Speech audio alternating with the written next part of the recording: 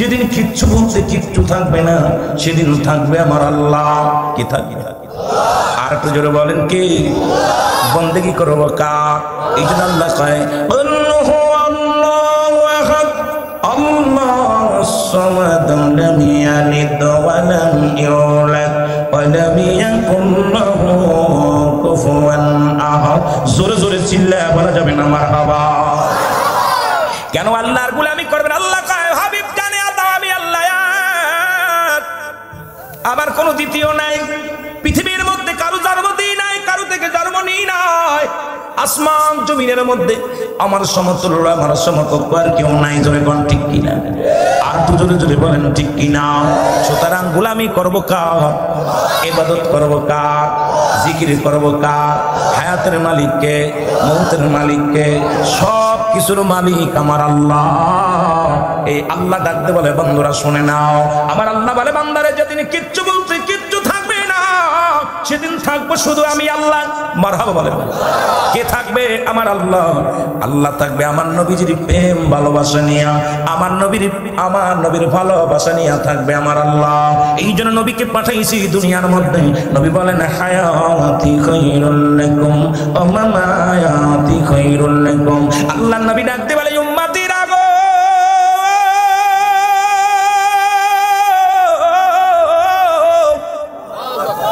আমি নবী আমার আল্লাহ দুনিয়ার মধ্যে পাঠাইল আমার উম্মতের জন্য কল্যাণ স্বরূপ। জোরে বলেন মারহাবা। কথা বোঝা যায়? সিলেটের ভাষা আমার লগে মিল হইতো না। যদি আপনার আওয়াজ দেন মনে করবো বুঝতেছেন। কথা বোঝেননি? আমি এমনি জান্নাতীদের পালে আমার স্পিরিট বাড়ে, যদিও 600-700 কিলো দূর থেকে আসি। জান্নাতীদের পাইলে কেন যেন একটা স্পিরিট বেড়ে যায়। কত ক্লান্ত থাকি, মন চায় যে কথা বলতে পারবেন না।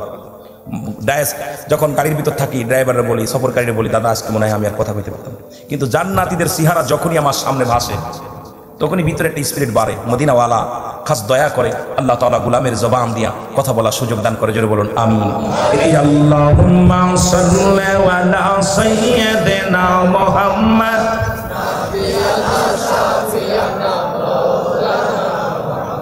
আদম যখন মাটি পানি মর নবীজি খোদ রাসূল।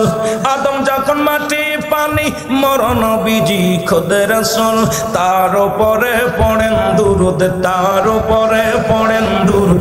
আল্লাহ ফেরেশতা কুল আল্লাহুম্মা সাল্লি আলা সাইয়্যিদিনা মুহাম্মদ। মারহাবা জোরে। এর নবী জানা শাফিয়ানা মাওলানা মারহাবা মারহাবা জোরে। আল্লাহুম্মা সাল্লি আলা সাইয়্যিদিনা মুহাম্মদ নাবিয়ানা শাফিয়ানা মাওলানা।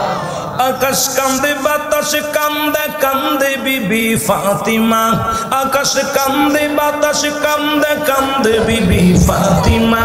জমিন আসমান কান্দে, জমিন আসমান কান্দে, কান্দে সোনার মদিনা। আল্লাহুম্মা সাল্লি আলা সাইয়্যিদিনা মুহাম্মদ এর নবী জানা শাফিয়ানা মাওলানা। আরো জোরে বলেন আল্লাহুম্মা সাল্লি আলা সাইয়্যিদিনা মুহাম্মদ নাবিয়ানা শাফিয়ানা মাওলানা। উড়ে যাও রে কলপুরের হাওয়া, উড়ে যাও রে মদিনায়, উড়ে যাও রে খলিলপুর বাসির হাওয়া, উড়ে যাও রে নামের সালাম খানি, এই আশেকের সালাম খানি পৌঁছাই দিও মদিনায়। আল্লাহুম্মা সাল্লি আলা সাইয়্যিদিনা মুহাম্মদ এর নবিয়ানা শাফিয়ানা মাওলানা মুহাম্মদ। ভালো লাগে না? কথা কোন ভালো লাগে না? আশেক মাসুকের প্রেমে যখন পড়ে যায়, আশেক মাসুক প্রেমিক প্রেমিকা বোঝে ভালোবাসা কারে চায়। নবীজির প্রেমে যারা পড়ছে এরাই বলে। নবী বলেন আমার হায়াতি খায়রুল লাকুম। নবী বলে উম্মতিরা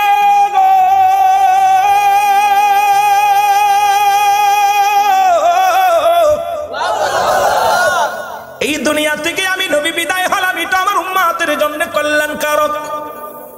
ওই বাতিলেরা হন কই নবী মইরা গেছে রে, কপাল পোড়া হন। নবী মরছে, নবী আমি যে বিদায় নিলাম চলে গেলাম, এটা আমার উম্মতের জন্য কল্যাণ স্বরূপ। সুবহানাল্লাহ বলেন।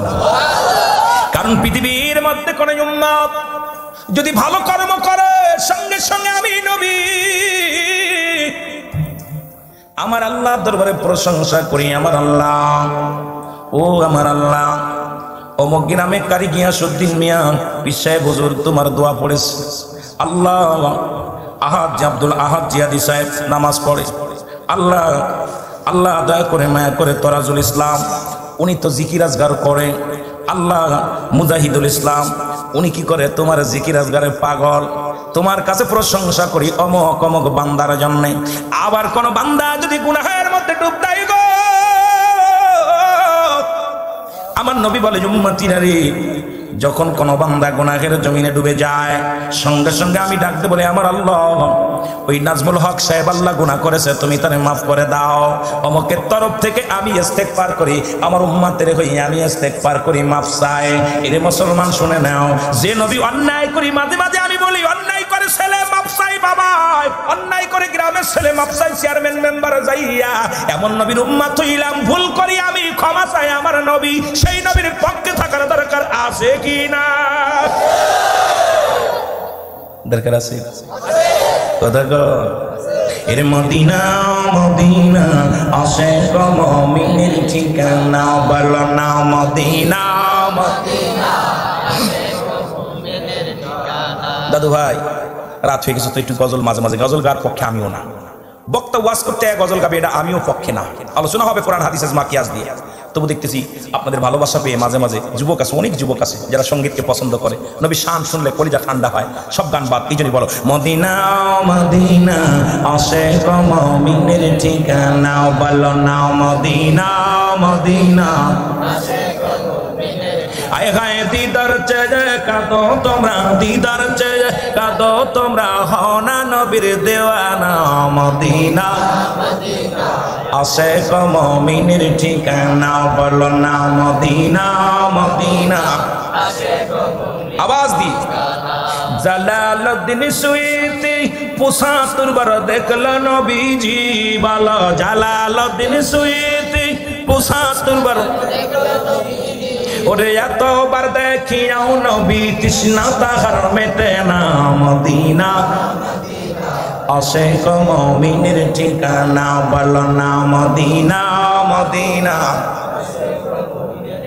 আয় হায় দিদার চেয়ে কাঁদো তোমরা, দিদার চেয়ে কাঁদো তোমরা, হও না নবীর দিওয়ানা, মদিনা মদিনা আশিক মুমিনের ঠিকানা। নবীর প্রিয় সাহাবী হযরত আবু বকর সিদ্দিকী, বলো নবীর প্রিয় সাহাবী আবু বকর সিদ্দিকী। ওরে ভালোবেসে শুইল পাশে, ভালোবেসে শুইল পাশে, যাইয়া সে তাই দেখো না, মদিনা মদিনা আশিক মুমিনের ঠিকানা, বলো না মদিনা মদিনা আশিক মুমিনের ঠিকানা। কালো হাবশি বেলালে ভালোবাসলো ওই নবীকে, ও বলো কালো হাবশি বেলালে ভালোবাসলো ওই নবীকে। ওরে ইসলামের প্রথম মজিন, ইসলামের প্রথম মজিন বানাইলেন রব্বানা, মদিনা মদিনা আশিক মুমিনের ঠিকানা, বলো না মদিনা মদিনা আশিক মুমিনের ঠিকানা। আয় হায় দিদার চেয়ে কাঁদো তোমরা, দিদার চেয়ে কাঁদো তোমরা, হও না নবীর দিওয়ানা, মদিনা মদিনা আশিক মুমিনের ঠিকানা।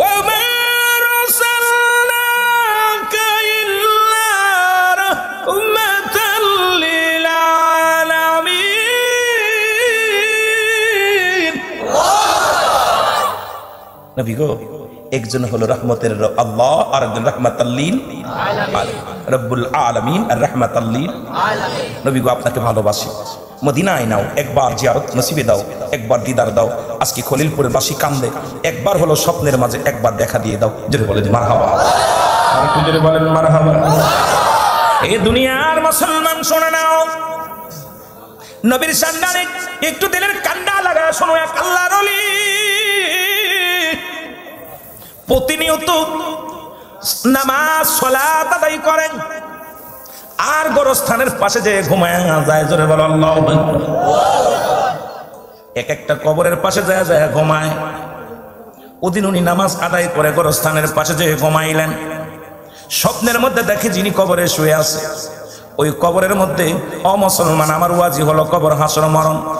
খেয়াল করবেন দাদু ভাইয়েরা, বাজে দিক যত দূরে যাবো ততই আপনাদের লস হবে। কবর আসরের দিকে যাওয়া লাগবে। আমার বাবারা শুনে নেন, কবর বলতে বোঝায় আমরা যেটা মানুষের কিয়ামত পর্যন্ত জগৎটাকে বলা হয় কবর। ঠিক কিনা?